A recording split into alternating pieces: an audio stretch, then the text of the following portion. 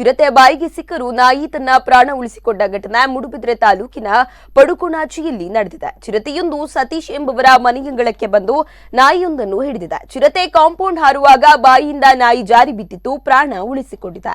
ಈ ದೃಶ್ಯ ಸಿಸಿ ಕ್ಯಾಮೆರಾದಲ್ಲಿ ಸೆರೆಯಾಗಿದೆ. ಸ್ಥಳಕ್ಕೆ ಉಪವಲಯ ಅರಣ್ಯಾಧಿಕಾರಿ ಮಂಜುನಾಥ ಗಾಣಿಗ ಮತ್ತು ಸಿಬ್ಬಂದಿಗಳು ಭೇಟಿ ನೀಡಿದ್ದು ಚಿರತೆ ಸೆರೆಗೆ ಬೋನು ಇಡುವ ಬಗ್ಗೆ ಚಿಂತನೆ ನಡೆಸಲಾಗಿದೆ.